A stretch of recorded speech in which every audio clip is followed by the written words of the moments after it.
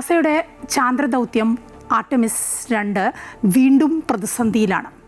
വിക്ഷേപണ വാഹനമായ SLS റോക്കറ്റിൽ helium ഒഴുക്കിൽ തടസ്സം കണ്ടെത്തി.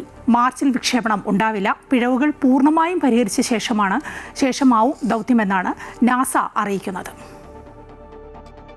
അരനൂറ്റാണ്ടിന് ശേഷം മനുഷ്യനെ വീണ്ടും ചന്ദ്രന്റെ ഭ്രമണപഥത്തിലെത്തിക്കാനുള്ള നാസയുടെ സ്വപ്ന പദ്ധതിയാണ് ആർടെമിസ് 2. 4 ബഹിരാകാശ യാത്രികർ ചന്ദ്രനെ വലം വെച്ച് ഭൂമിയിലേക്ക് തിരികെ വരുന്ന പരീക്ഷണ പറക്കലാണ് ഇത്.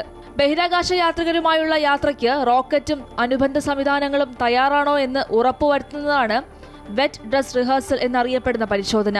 രണ്ടാം വെറ്റ് ഡ്രസ് റിഹേഴ്സൽ പരിശോധനയിലാണ് വിക്ഷേപണ വാഹനമായ SLS റോക്കറ്റിൽ ഹീലിയം ഒഴുക്കിൽ തടസ്സം കണ്ടെത്തിയത്.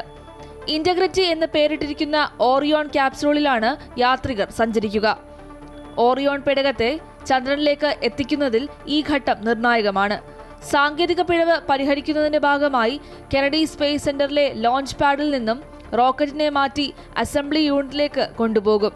ചന്ദ്രനിലേക്കും പിന്നീട് ചൊവ്വയിലേക്കും മനുഷ്യനെ സ്ഥിരമായി എത്തിക്കാനുള്ള നാസയുടെ ബൃഹത്തായ പദ്ധതിയുടെ നിർണായകമായ ഒരു ചുവടുവയ്പ്പാണ് Artemis 2. News desk, Amrita TV.